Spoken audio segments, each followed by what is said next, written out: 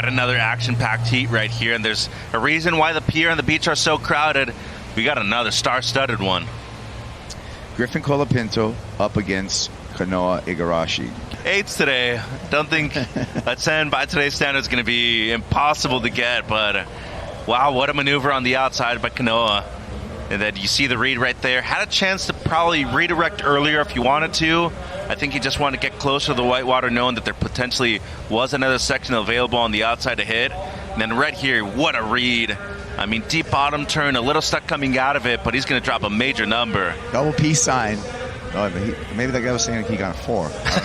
Here's Kanoa in the slow motion. Well, I mean, picture perfect technique right there. Big spring when it comes to using that epoxy to his advantage. And see how for a moment he looked like already fading to the whitewater right there. Makes a subtle adjustment to get closer towards the shoulder, potentially sinking one more turn on the outside.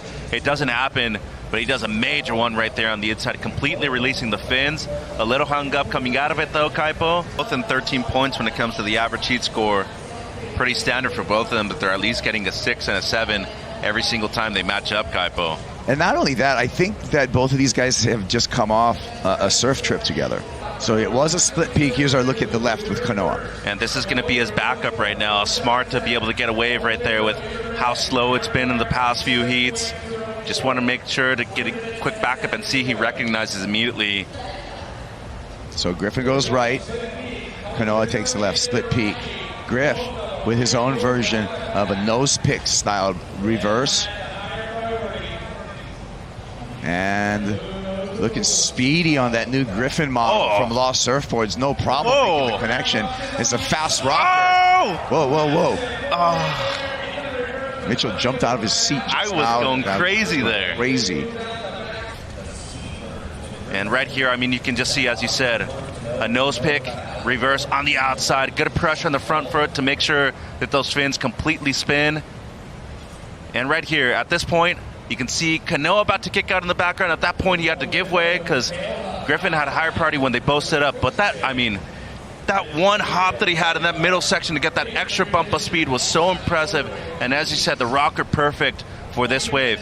But you can just see this nose pick is so technical because you want to get as much weight on the front foot as possible to give that release of the fin so they can breathe and they eventually spin around by themselves, Kaipo. Perfect technique by the former champ out here. Yeah, and this is kind of where you see the speed right here. No problem getting over this. That hop. I mean, it's an extra little hop, and it's one of the longer ones throughout the wave, and it set him up perfectly right there. Got the extra pop. Just didn't stick the landing, Kaipo. Jake, Griffin, and Kanoa, they all come from the same age group right here, competing against each other in SoCal. Colapinto under priority, trying to make something happen. Needs a 7-point ride to get on top. That means he needs something pretty spectacular on the inside here. Again, that Griffin model from Lost Surfboards looking so fast.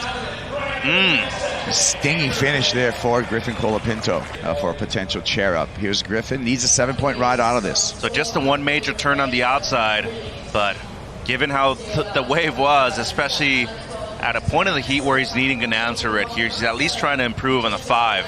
At this point, really, it's that low entry rocker that you're saying gives him that ability to make the inside connection very easily, gets a floater, and then a stinging finish right there at the end.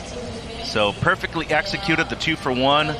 Big fan of this turn right in the pocket from Griff though.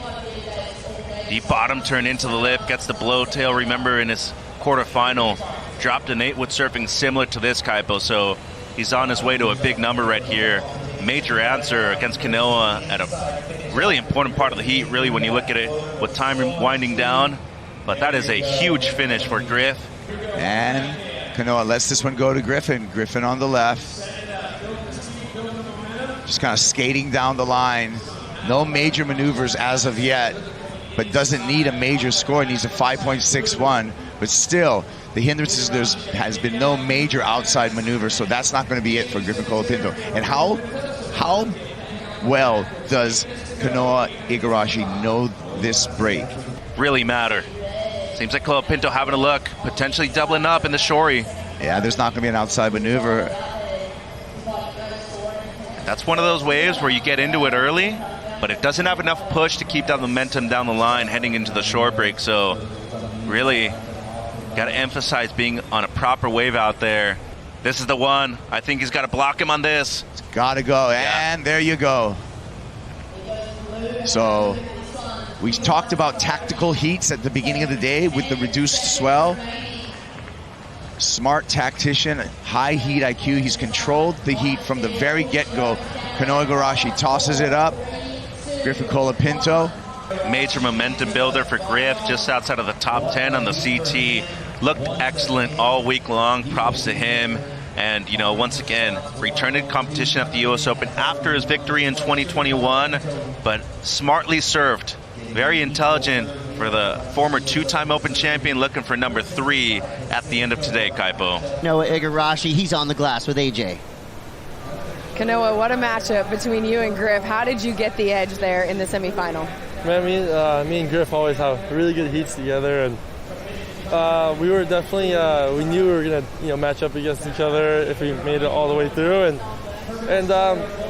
it's just one of those days where it's just such a classic California afternoon, and we were both super comfortable, and it's funny, we were looking at super similar waves, and we had super similar sort of, I guess, approaches in the water, and it made it really hard because there was no no getting away, or there was no secret strategy. It was like we were on the same program, and yeah, I'm really happy to get that one on him.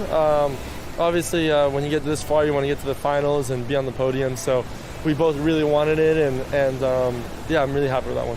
As you should be. It's a 2-time winner. You're already on a hallowed list of names, but to do it 3 times would put you into extremely rarefied air in professional surfing. What would it mean?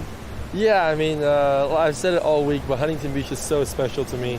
It's, I mean, I grew up how to get barreled out here, believe it or not. I mean, the shore break right there is where I, first started learning how to grab my rail and get low, and, this wave has given me so much, and, now to be able to represent Huntington on tour, and, going to places like Chopu next week, and really, and showing that, a kid from Huntington Beach can surf in those kind of waves too. So, I feel a lot of pride surfing this week, and having a shot at another US Open title is something super special. And, early in the week, if someone would ask me and say, hey, you think he'll be on the podium on Sunday?